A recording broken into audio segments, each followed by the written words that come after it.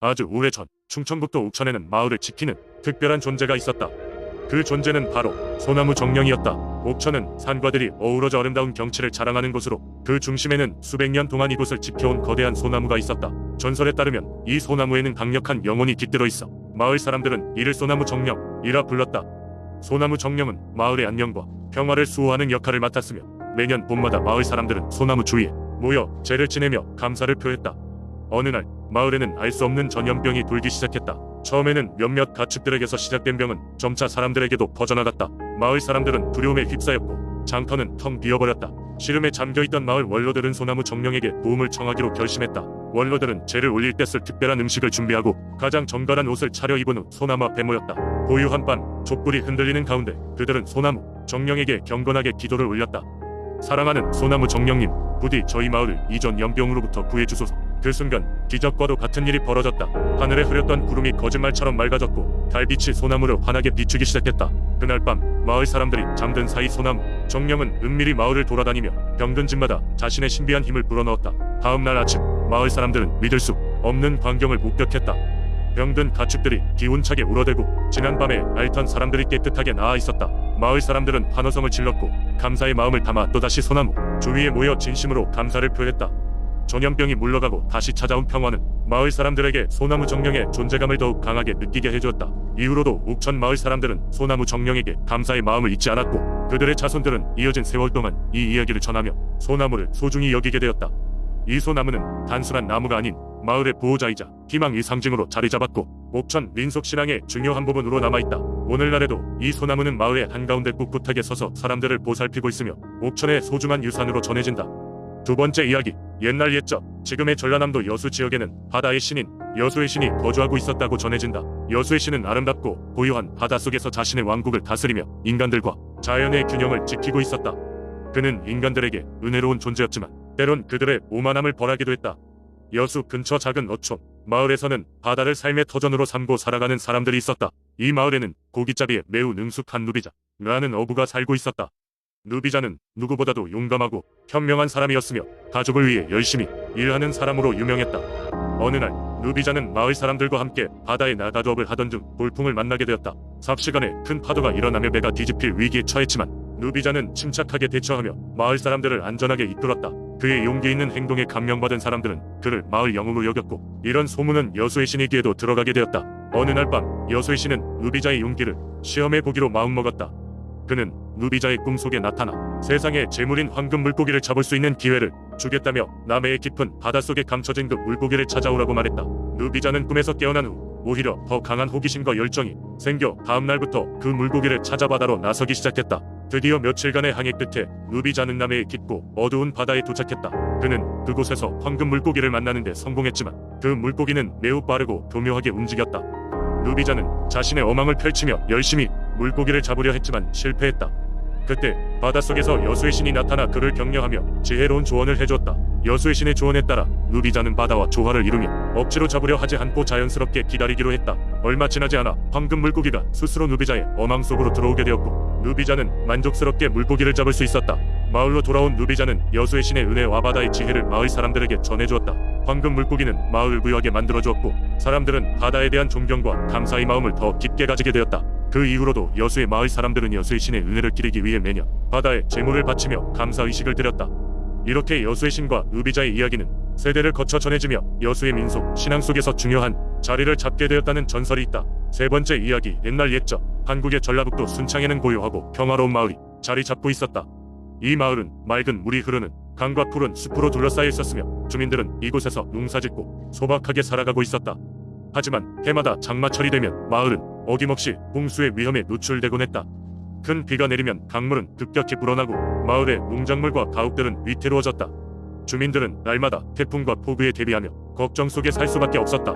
어느 날 마을 원로 중 한 사람이 마을 회관에 모인 주민들에게 이렇게 말했다. 이 문제를 해결하려면 우리 마을을 지켜줄 수호신을 모셔야 한다. 예로부터 전해 내려오는 장군바위의 전설이 있으니 그곳에 가서 우리의 간절한 바람을 전하는 것은 어떠한가?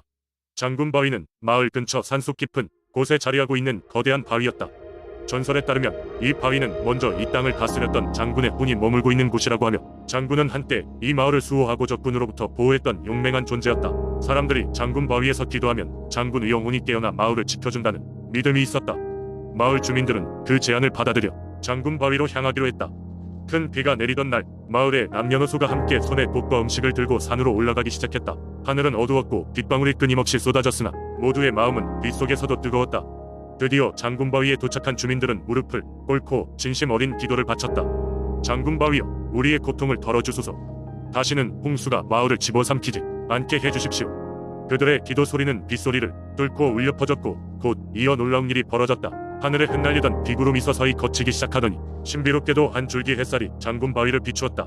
이 신호는 마을 사람들에게 장군의 영혼이 그들의 청을 들어주었다는 확신을 주었다. 그날 이후로 홍수 때마다 나타나던 큰 재앙은 발생하지 않았다. 강물은 위험 수위를 넘지 않고 무사히 순창 마을을 지켜주었다고 한다. 마을 사람들은 그 일이 단순한 기적이 아니라 장군 바위 영험한 힘 덕분이라 믿었으며, 매년 그날이 되면 장군 바위를 찾아 기도와 제사를 지내면서 마을의 안녕을 빌었다.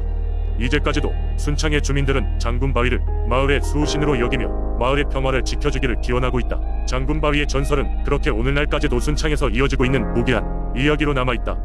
네 번째 이야기, 옛날 옛적 울산의 작은 어촌 마을에는 용왕신을 섬기는 전통이 있었다.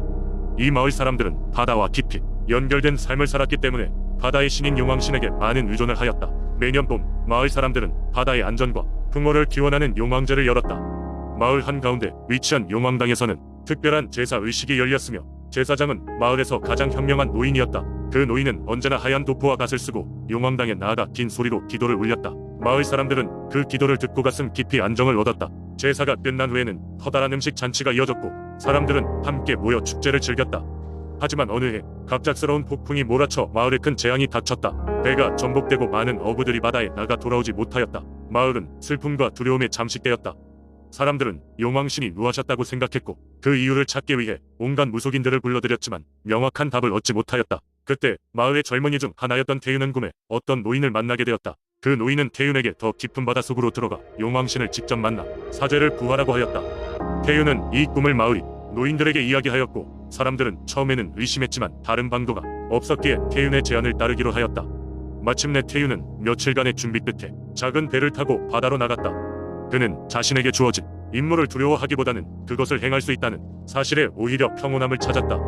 깊고 깊은 바다로 나아가던 그는 어느새 배가 홀로 가라앉고 있음을 알았고 무언가 신비로운 힘에 이끌려 바다 깊숙한 곳으로 안내받았다.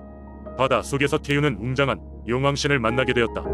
커다랗고 위험있는 모습을 보니 태윤은 그저 한없이 머리를 숙여 사죄의 말을 전했다. 그러자 용왕신은 따뜻하게 미소 지으며 마을 사람들의 진심 어린 사죄를 받아들였다.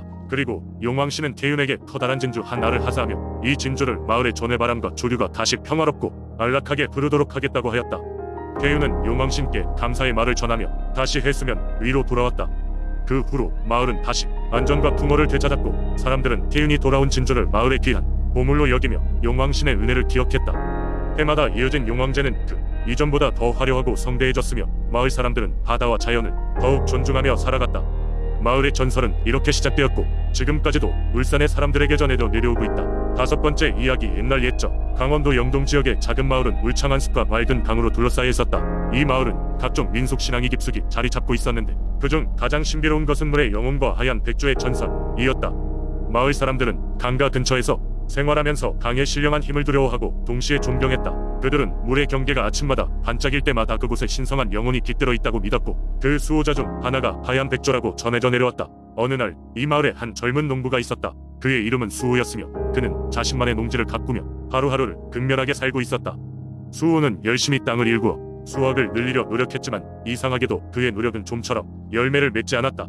마을 원로들은 물의 영혼을 달래지 않아서 그렇다고 기띔했다. 수호는 이에 대한 해결법을 물으러 원로들을 찾아갔다. 원로들 중 가장 현명한 이가 말했다. 물의 영혼에게 소원을 빌기 위해서는 하얀 백조를 찾아야 하느니라.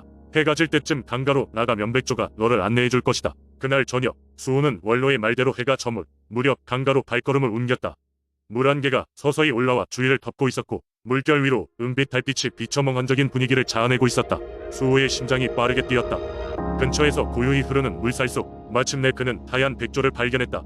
백조는 그의 등장에 잠시 위험 있는 눈빛을 보내더니 곧 강둑을 따라 천천히 헤엄치기 시작했다. 수호는 백조를 따라 마음을 가다듬고 걷기를 시작했다. 그렇게 얼마를 걸었을 때 백조는 강가의 어느 지점에서 멈춰섰다. 그 자리는 유독 강물이 맑고 깊어 보였다. 수호는 백조가 멈춘 강가에 무릎을 꿇고 조심스럽게 두 손을 모아 소원을 말했다. 강의 영혼이시여, 제 땅과 농작물을 보살펴 주십시오. 열심히 일한 만큼 자라나게 하며 저는 정직하고 성실히 살아가겠습니다. 수호의 진심 어린 기도가 끝나자 백조는 그를 잠시 바라보다 날개를 세차게 휘저으며 하늘로 날아올랐다. 놀랍게도 그날 이후로 수호의 밭에서는 때 이른 수확이 시작되었다. 메마르지 않고 푸르름을 유지했으며 수호는 이웃들과 나눌 만큼 풍성한 작황을 이뤘다. 그제야 그는 비로소 깨달았다. 물의 영혼과 하얀 백조가 정말로 그의 간절한 마음을 들었고 그에 보응해준 것임을. 그 후로 영동마을 사람들은 수호의 이야기를 귀담아 들으며 해마다 강가에 찾아가 소원을 빌었다. 하얀 백조의 전설은 세대를 거쳐 내려오며 물의 영혼에 대한 경외심을 마을에 깊이 뿌리 내리게 했다. 물과 자연에 대한 감사와 숭배는 그렇게 계속해서 이어져 내려온 것이다.